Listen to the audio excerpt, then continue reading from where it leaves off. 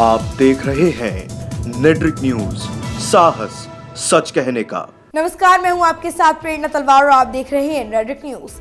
और राजनीतिक खेल शुरू हो चुका है। राजनेता पारियां खेल रहे हैं, कोई आरोप लगा रहा है तो कोई किसी को सबक सिखाने में लगा है, कहीं तंज कसे जा रहे हैं तो कहीं पुराने वादे याद दिलाए जा रहे हैं। और इसी दौड़ में शामिल हो गई हैं बहन कुमारी मायावती जी। जी हाँ, ये तो सभी जानते हैं कि चुनाव आने से पहले जीत को अपने नाम करने के लिए सभी राजनीतिक पार्टियां तमाम कोशिशें करती हैं कि वो किसी तरीके से जनता का दिल जीत सके और उनके वोटों को अपने नाम करवा सके। और इन्हीं के नक्शे कदमों पर चलते हुए राहुल गांधी ने सरकार में आने पर गरीबों को न्यूनतम आय की गारंटी देने का ऐलान किया था। लेकिन लोकसभा चुनाव से पहले बसपा सुप्रीमो मायावती ने कांग्रेस अध्यक्ष राहुल गांधी पर करारा हमला बोल दिया है। मध्य प्रदेश और राजस्थान में सरकार गठन के लिए कांग्रेस को समर्थन करने वाली मायावती ने राहुल के गरीबी हटाओ को फर्जी करार दिया है। आपको बता दें कि मायावती ने सवाल उठाया है कि क्या ये भी गरीबी हटाओ और मौजूदा सरकार के 15 लाख काला धन और अच्छे दिन के वादे की तरह ही फर्जी है।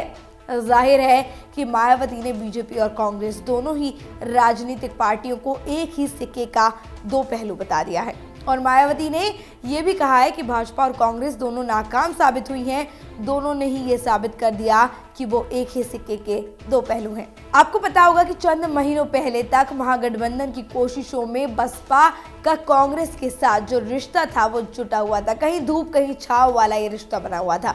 मध्य प्रदेश में बहुमत से दूर रह गई कांग्रेस को बसपा ने समर्थन देकर सरकार तो बनवा दी थी, लेकिन उसके बाद से ही मायावती और बसपा विधायकों के तेवर कांग्रेस के लिए परेशानी का कारण बन चुके थे। मध्य प्रदेश में विधानसभा चुनाव से पहले भी दोनों गठबंधन की कोशिशों में जुटी थी, लेकिन बावजूद इसके कांग्रेस ने इनकार कर दिया था। उल्लेखनीय ये बात है, सबसे ज्यादा गौर करने वाली जो बात है वो ये है कि उत्तर प्रदेश में भी कांग्रेस से गठबंधन नहीं हो पाया। यहाँ सपा बसपा ने 38 सीटों पर लड़ने का ऐलान किया और बीएसपी चीफ मायावती ने कांग्रेस पर निशाना साधते हुए कहा है कि राहुल गांधी को ऐसी कोई भी घोषणा और ऐसा कोई भी वादा देश की आम जनता से करने से पहले उन योजनाओं को कांग्रेस शासित राज्यों में से खास करके राजस्थान, पंजाब, मध्य प्रदेश और छत्तीसगढ़ आदि में से सही से लागू करके दिखाना चाहिए था, ताकि लोगों को इस प्रकार की योजनाएं हवाई ना लगे। आपको बता दें कि लोकसभा चुनाव 2019 के मद्देनजर यूपी में एसपी और बीएसपी ने गठबंधन किया है। इस गठबंधन में कांग्रेस को शामिल नहीं किया गया। खास बात तो ये है कि जहां समाजवादी पार्टी के अध्यक्ष कांग्रेस से अपील कर रहे हैं कि यदि बीजेपी के खिलाफ लड़ना है तो उसमें अपने बीएसपी और सपा के समर्थन में साथ होना चाहिए, वहीं मायावती कांग्रेस पर लगातार हमलावर रुख कर रही हैं। तो समझ ही नहीं आ रहा है कि एक साथ कौन किसके साथ जुड़ा हुआ है। वहां सपा और बसपा एक हो गए हैं, लेकिन उन्होंने अपने फ्रेम से कांग्रेस को बाहर कर दिया है। तो वहीं कई बार कांग्रेस खुद जाकर सपा बसपा से कहती है कि हमें साथ जोड़ लीजिए ताकि सब मिलकर बीजेपी का सामना कर सकें।